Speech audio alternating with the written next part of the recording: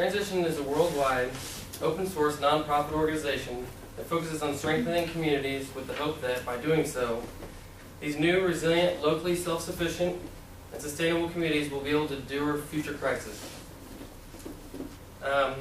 Both Transition and myself have shared a burden of understanding the consequences of our current path that I believe will affect us all in the future. I've researched Transition over the last couple weeks, and I've researched the consequences of our current path over the last couple of years. A convenient consequence of my research is that I've invested my own time and energy towards progressing towards Transition's goals. I believe I'm a credible source, and I am confident today speaking with you on the history of Transition, their current size and achievements, and then I'll finish my speech up with briefly explaining why Transition has to exist. So here's Transition's backstory. All of this is referenced from Transition's global website, and Transition was started in Ireland in 2005 by an Irish professor by the name of Rob Hopkins.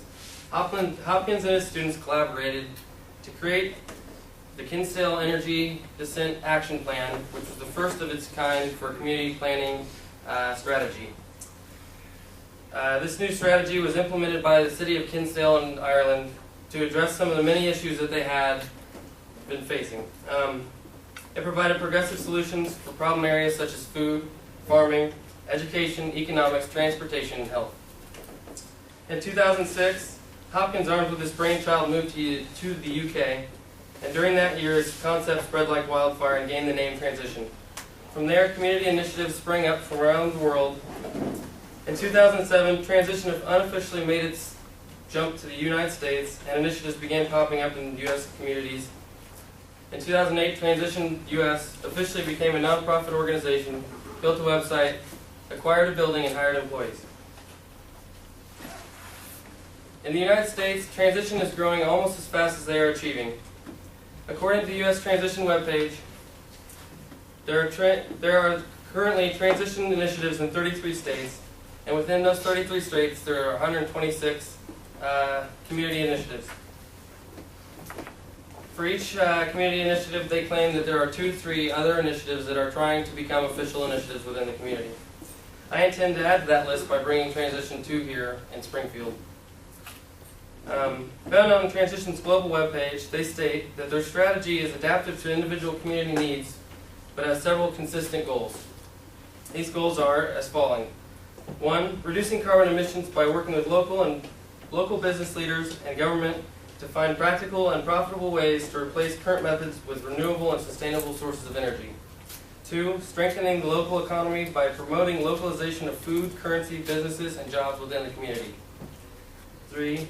Educating the current citizens about the environmental and economic problems that exist with the current system and the possible future scenarios if nothing is done.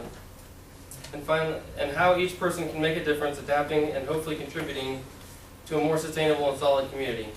And 4, encouraging people and organizations to adopt more sustainable and environmentally friendly practices such as cycling or recycling. So why does all this matter to the people at Transition and myself? Well, I believe as a species that we may face a very startling reality in the next 100 years.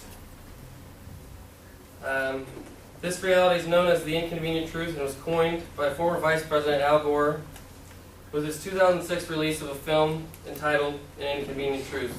In this film, Gore and his team of experts present their case for global warming.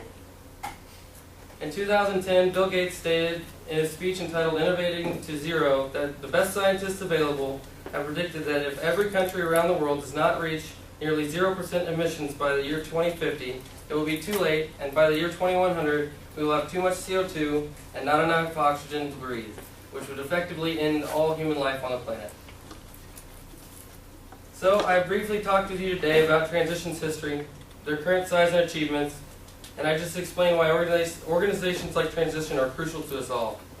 I hope you enjoyed my speech, and I encourage all of you to research these claims yourself. I did, and it doesn't look pretty. Thank you.